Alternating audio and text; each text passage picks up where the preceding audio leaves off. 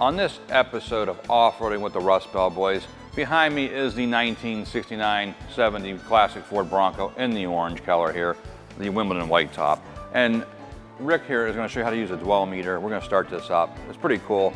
Just enjoy, sit back, and relax.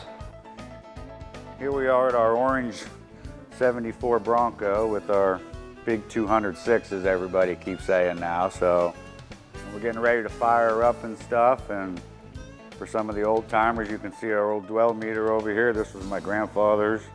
It's a Borg Warner. And I got my voltmeter on to make sure my alternator's putting out, because I had to wire in my voltage regulator and all that. So we're gonna fire her up and see how she does and stuff. I primed the carb yesterday. I filled the bowl up and all that, and we got some fuel in the tank, so.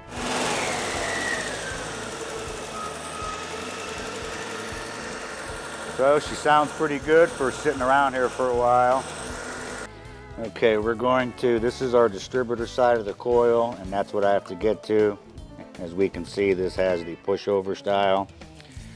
So to save me from nipping into this wire, I'm going to try to put my little jumper on here and just get at the bottom.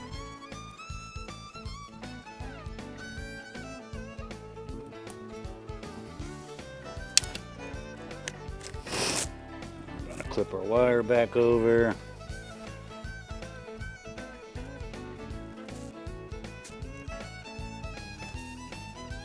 And hopefully it'll stay on. And this goes to the positive side of this meter slash dwell meter. So we can't have this touch ground, or that'll be like shutting the ignition off. Okay, as you see, I have it set on dwell. I've already set the dwell.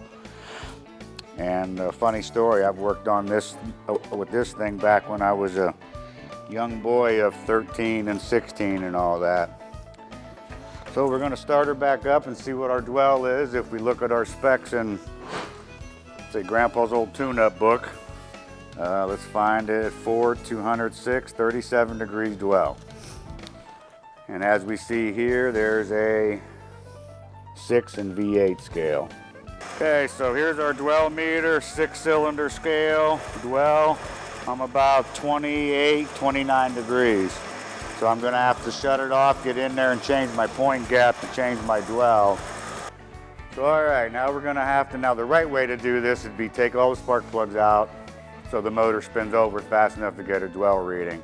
We're gonna try to do it without doing that, but I might have to pull all the plugs out for it to spin fast enough. And as we can see, this is our ignition points. This is the wire that goes to the negative side of the coil, and of course this is our condenser. For us Votech students back in the day, remember when you used to charge these up and throw them at somebody so they caught it and it shocked them? So you know the difference. This is a HEI spark tester, and you can see the end don't have no electrode, and this is a standard ignition slash points ignition spark checker. So the points won't light this, it'll act like it ain't got spark. Okay, so I'm gonna go turn the ignition on and then I'm gonna crank it over. Hopefully it'll crank fast enough to give me a good dwell reading. If not, well then we're gonna have to pull the spark plugs out. And of course we're gonna watch our 6-cylinder. Okay, that was a little low.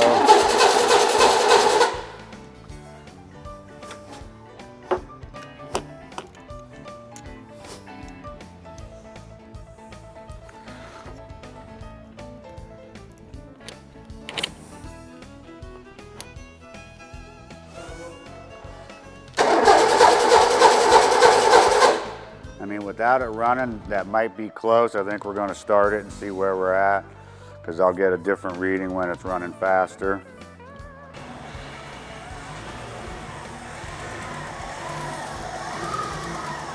I'm about 35 right now. So now that I got the idle down, looks like we're about 32, roughly. It's still a little low. I'm gonna look into that spec though. That seems still a little high to me. All right, viewers, so I'm gonna get after this later and fine tune that dwell and get her more I was looking into it. We looked up a Mustang because that's what the motor come out of. So we're just gonna go ahead and set the dwell to that. That says 35. So we were at 32. I want to get it right on 35. So I'll do that.